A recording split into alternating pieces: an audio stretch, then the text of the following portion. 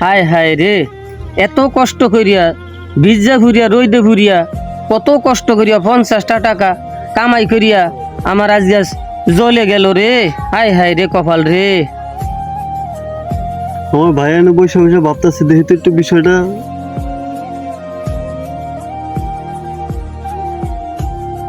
কেউ ভাই বসে বসে কি ভাবতেছেন? আয় রে ভাই, আপনার কাছে কইলে কোনো লাভ হবে? এত কষ্ট করিয়া কাজ করিয়া রইদে ফুরিয়া বৃষ্টিতে ভিজা পরিশ্রম করিয়া 50টা টাকা আজকে আমার পানিতে ভরে গেল। আরে ভাই, আপনার এই টাকাটা কিভাবে পানিতে পড়লো? আরে ভাই, আমি 50টা টাকা দিয়ে একটা গঞ্জি কিনছিলাম। গঞ্জিটা 5 বছর ব্যবহার করছি।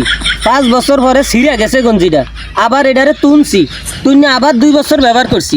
2 বছর পরে গঞ্জিটা আবার যখন দেখি যে ছিঁড়ে গেছে, তখন গঞ্জিটারে জ্বালাইয়া ছাই করছি। ছাই করিয়া ফাইলে আর থালা বাসন সব মাজছি। থালা বাসন মাজার পরে ওই সাইডা দিয়া দাঁত ব্রাশ করছি। দাঁত ব্রাশ করিয়া এই মুহূর্তে এখান দিয়া পানিতে ফালাইয়া দিছি। এই কথা বলছি যে হায় রে, এত কষ্টের টাকা দিয়া গঞ্জি কিনিয়া ওই গঞ্জিটা জ্বালাইয়া এখন পানি ফালিয়ে দিছি। 50টা টাকা আমার চইলা গেল রে। আহারে কষ্টের টাকা।